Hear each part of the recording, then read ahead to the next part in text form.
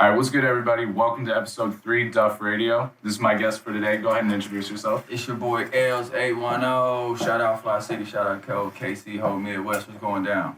This is the guy who's been kind enough to let us use this space, this podcast studio, for everything we're trying to do right here. Squad. Yeah, this whole thing has really been a family environment from the start. I appreciate you letting us do this whole thing. All the support, all the help. You know I got y'all, Ty. You know I fuck with you and bro the hard way, man. I love what y'all doing for the culture, and y'all been putting in work too. So it's only right that I come over here and, you know what I'm saying, make it right. And I'm gonna be a part of anything you got, man. So just let me know.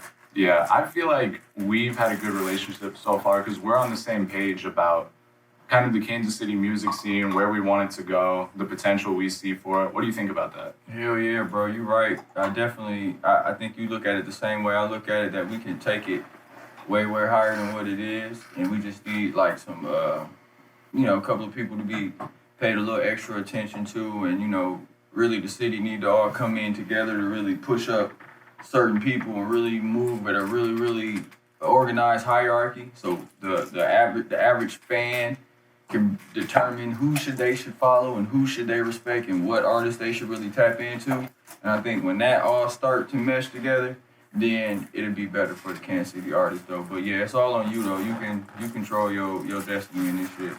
Yeah, we were talking on the last episode how, Houston kind of has its own sound, LA, rap, New York, everything kind of has these sounds that you recognize it by. Kansas City, not so much. Why is that? I don't know, it does. It's kind of got a sound. Like if you say the funk rap, if you really go with like the Kansas City funk rap stuff, and really with like funk rap is like probably Kansas City, it's like Kansas City's drill rap. And it's really just a more aggressive rap, mostly like, it's kind of like 21 Savage shit, like assassination rap, you know what I'm saying? Yeah. I'm gonna pull up on you, pop you and shit. They got their own genre as far as that, but it was still like a real big Cali influence with that. So I think it's just now gaining its own little picture right now with cats like Young Cat and MD58, and that's kind of like still doing the KC stuff, but then they changing it a little bit, So yeah, it just is what it is, but I fuck with it. Yeah, when I first moved here, I thought everybody that was rapping from Kansas City kind of sounded like they were from Detroit a little bit. You're from Michigan. Yeah. I'm actually from Flint, Michigan. Actually stayed in Detroit. You know what I'm saying? Born and raised, dirty glove, man. It's crazy that it's just the Detroit flow blew the fuck up in the last like 2-3 years. It's crazy, bro. I feel like after T Grizzly, it was like we had Vezo. You know what I'm saying? You had like Babyface Ray. You had a couple of people that was really killing it in the D that was a part of that new generation. Like even Dope Boy Cash Out, they probably looking at it as like OGs now, but they was like the first really to come out. And then it started this whole surge with like Dusty McFly, and then everybody else started coming. But then when T Grizzly came and he got the 300 deal, it literally took it up, and then Vezo got his deal, and then it just started trickling, and then all the Flint guys, shout out to Flint City, it's a lot of shit going on in my hometown. You got Rio the Young OG, Louis Ray, Y&J, you got RNC Mike, Crispy Life Kid, you know what I'm saying? My city just kind of like put on like 5 artists in 1 year, which is crazy. Michigan is lit as fuck right now.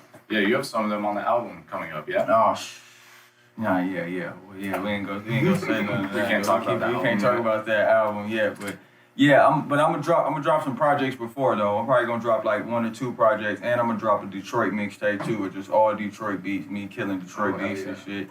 And so I'm gonna have little surprises on that. We ain't gonna tell nobody what's going on, but for sure, I'm tapped in. How did you get to Kansas City from Michigan? Well, really, I had went to. I was trying to go to. I had stayed in Chicago. First, it all started off, I was doing this play called fucking Pirates in Flint, Michigan, and then I ended up getting a little money to where I could move. I tried to take that money that I got paid to be in this play production. I took that money and I went and stayed in Chicago. But I kind of went broke in Chicago, and my father had moved down here because he used to work for Southwestern Bell. And he moved down here because he used to stay in Oklahoma after he left Michigan. Then he got transferred to Kansas City when AT&T bought Southwestern Bell. And then he got transferred. So then I went broke in Chicago. And I was like, fuck, I need a new city to go to. And I came to Kansas City. It was? Yeah.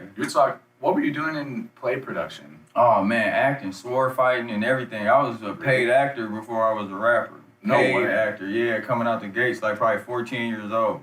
Damn. Like you're getting like 9,500 play, putting that bitch on, performing it like 19, 24 times. Are you ever gonna go back to acting? I need to. I just didn't. I'm more of the.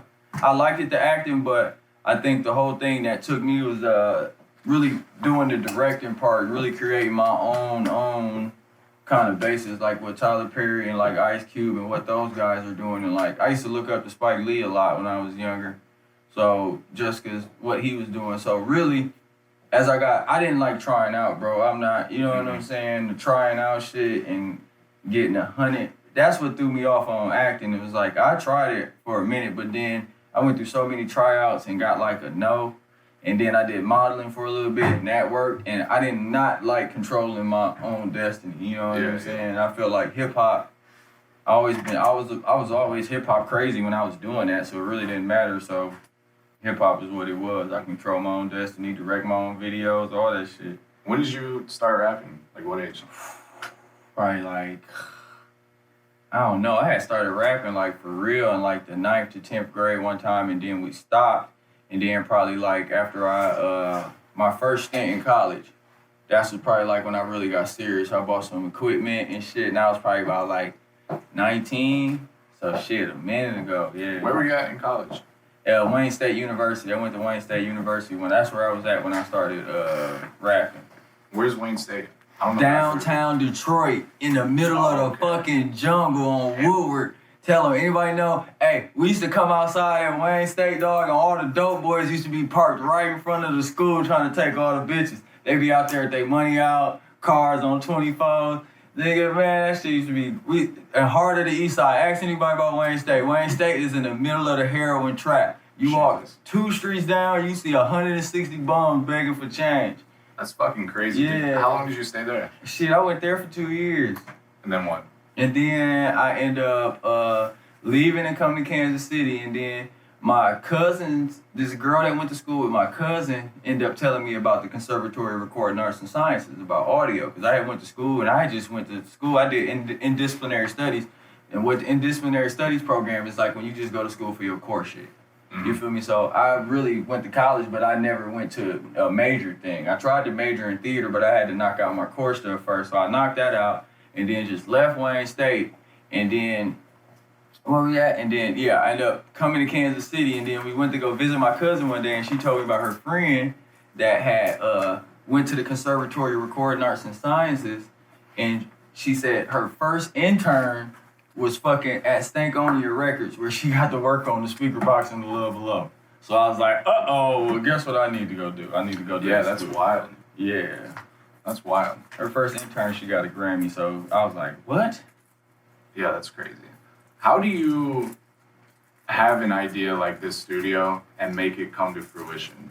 Really, man, is a lot of hard work. I know some people just see it and think you see the shit's up and things are just rolling, and you know what I'm saying. But it took years and years and years of cultivating to know all this. You know, before this, I was running the most popular studio in Kansas City. Yeah. Before I even came over here and did my own thing, and you know, I don't really want to get too much in what happened between all that, but you know, it's hard work, man. Hard work, dedication, and really being somebody that that speaks up on their word. I know a lot of people want to aspire to do stuff. But are you actually going to put the ones and twos in front of it and not make yourself cap and really make shit come to happen? Yeah, just in the short time that I've known you, which I think we met over the summer maybe, you are one of the hungriest entrepreneurs that I've seen. And you're young too, which is crazy. Bro. Thank you, bro. I know this shit is crazy. Last year was crazy, bro. Like, I got my own studio. I bought my first house. And I got my record label within a 3-month time span. Damn. Well, yeah, you know, and my publishing contract. That's when I met you. Yeah. You know, so literally, like I tell you, man, God can change stuff in a day, bro. Literally, you just stay down, keep focused, and you know what I'm saying? It can change in a day. I'm living testimony of that. Do you have advice for young people who want to do something like this? You know, make a name for themselves, build their own brand. You really gotta. You gotta work hard. Definitely work hard, and really attaching yourself to something higher than yourself to where you can get some accolades off that. Like at first, like nobody didn't give a fuck about me when I left school, you know. But when I was telling people I went to the best audio engineering school in America, it was a different kind of conversation. You know what I'm saying? So then after that, I used that to get myself in the door, and then I used to do a lot of free shit for a lot of people. Like, people don't know, like 6-7 years ago, like when I first got out of college, I was fucking mixing and mastering people's stuff for free just to even get my stuff out there. And then I became the guy that you went to come. Yeah. So I was like making like $700 a week out my house with 2 studios in my house, guy. Anybody tell you on 66 and Paseo, bro, we say that boy cranking. I had a studio in my room and a studio in the what's the name, and I was getting it in, living like drug dealer money. You know what I'm saying? Was this the goal throughout that whole process, to own your own studio? Yeah, but shit, man, I was just trying to make some money. I was broke as hell. I'm straight from the bottom, you know, so I knew I wanted my own studio, but to tell you the truth, bro, I think sometimes God take you through a journey so you can be able to gain that confidence, but I didn't even know I had the confidence to even do all this shit, you know what I'm saying? But now I do. But, you know, you would have told me that 3-4 years ago, I'd have been like, what the fuck? And even the hard times, even the failures, the way that I look at that shit is there's no such thing as failure, because in each peak or low point, there's something to be learned from it. An experience, a skill, a mentality, an attitude that you can take with you when you move on to the next thing. Thank you, bro. For real. And that's what it really is about, bro. Learning in each step and just adding to it, you know, and like just being truthful with yourself, you know. Yeah. We should talk about this Pro Tools class that you're teaching, because that is one of the best ideas that I've heard in a really long time. Explain what this whole thing is and why people should take it. Okay, so with the introduction to recording in Pro Tools courses is where I have students come in and they pay $450 for a month-long course, which has 12 sessions. And within that 12 sessions, I really give you the basics of the audio engineering, to where I teach you signal flow, and I really teach you recording, the core basics of recording, and I teach you how to also the basics of Pro Tools. So then you learn the science of recording and get all this terminology, get the signal flow, really know how to operate in a professional manner.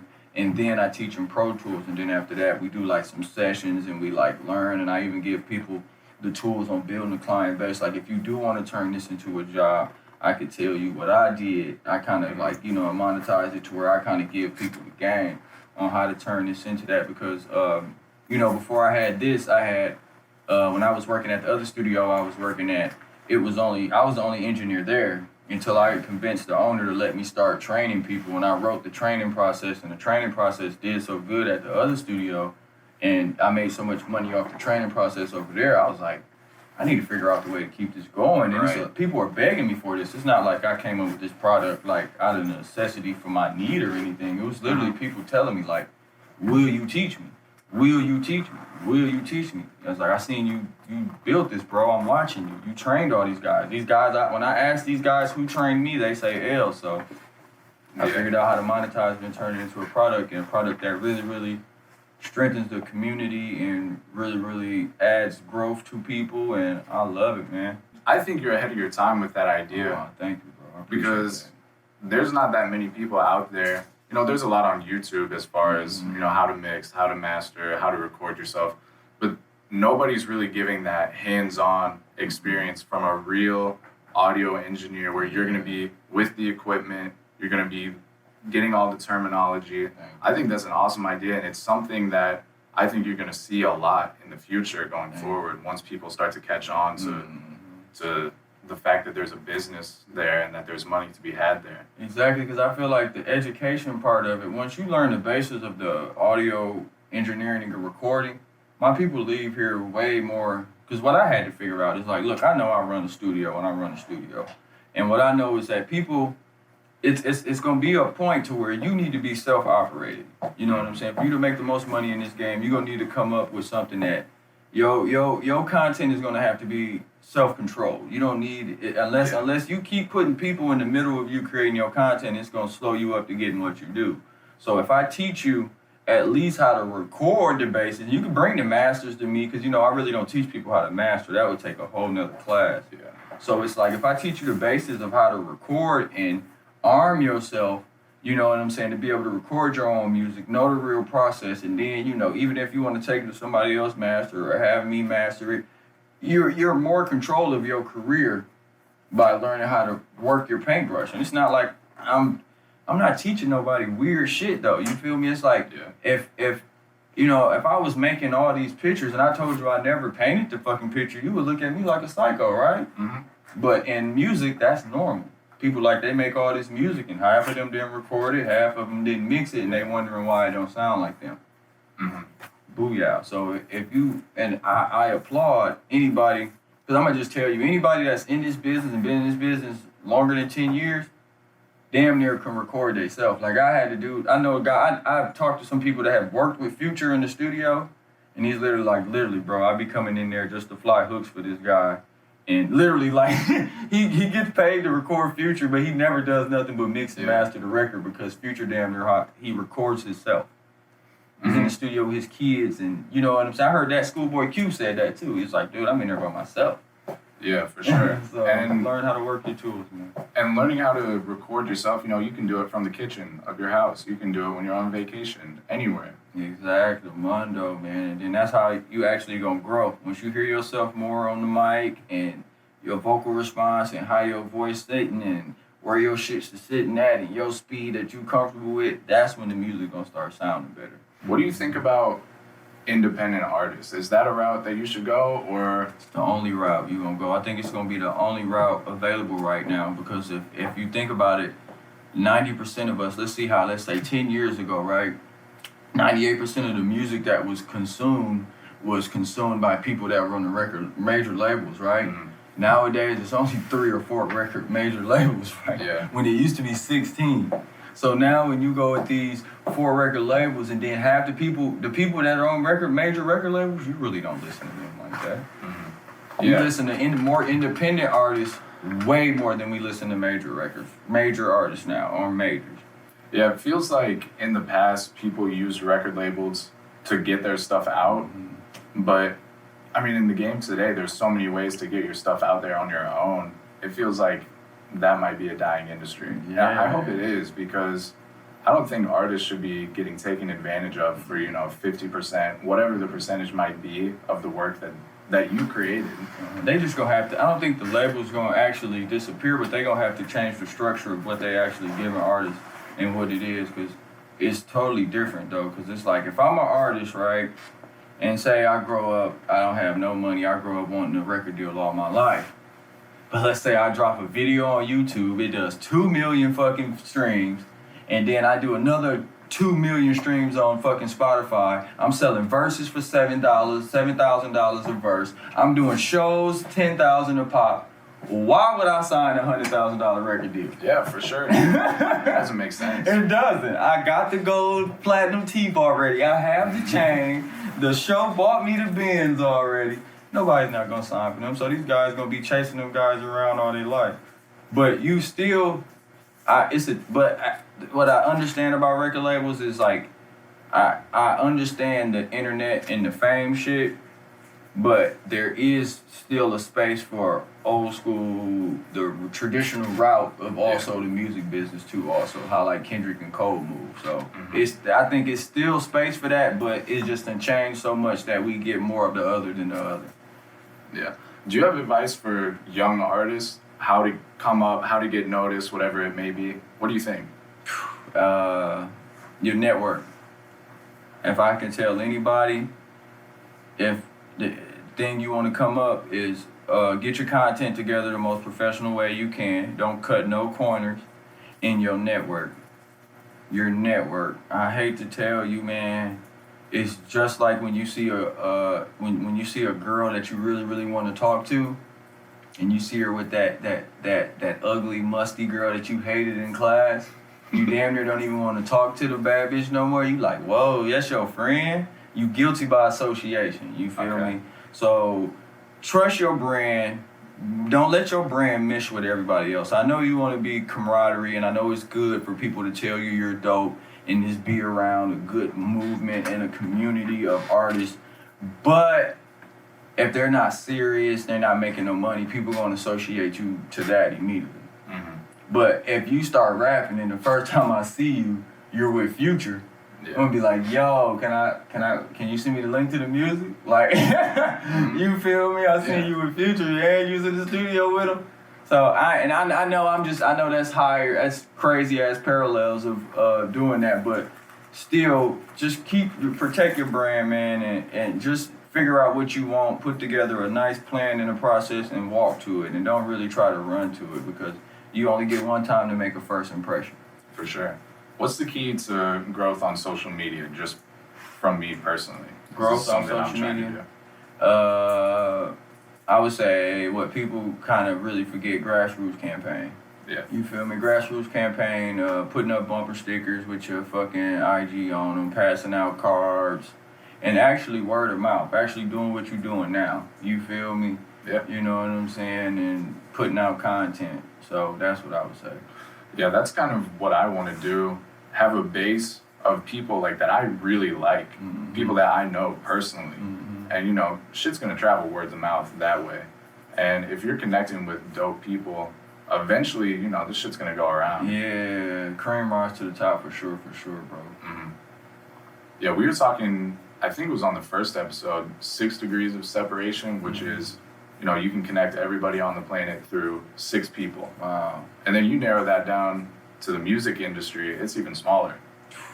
It might not even be 6 people. Who knows what the number is? Nerd, bro. And like me, younger, on what I would have known now, like definitely I don't regret anything though. I'm very blessed and I thank God for everything I have. But to just when I got out of college, I probably would have just threw myself in the fire, like even more. I would have just went to LA and been broke, walked around, $8 burritos for a year, you know what I'm saying? Yeah. And really just because that network is really, you know, ain't no record labels in Kansas City that's gonna give you no advance. All of them in LA or New York. So you gotta just think about it geography-wise, like how close are you? You need to be close to the check. If you're close to the check, you're gonna get the check. For sure. You feel me? Because your homeboy might be, you know what I'm saying, say versus LA. You know, we here, right?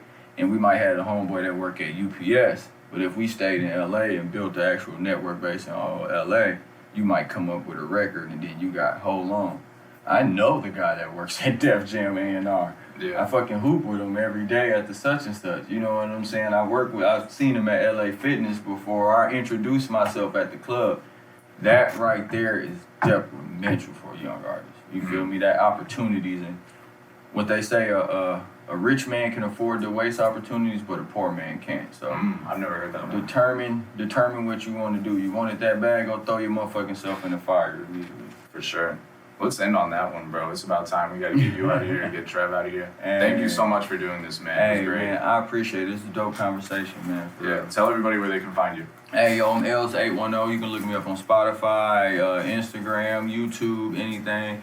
And yo, make sure y'all check out. I got a new album coming, man, real soon. I ain't gonna give no leaks on nothing, but just tap in, you know, and go check out Deeper. If you ain't never checked out Deeper, we about at 500,000 streams, you know.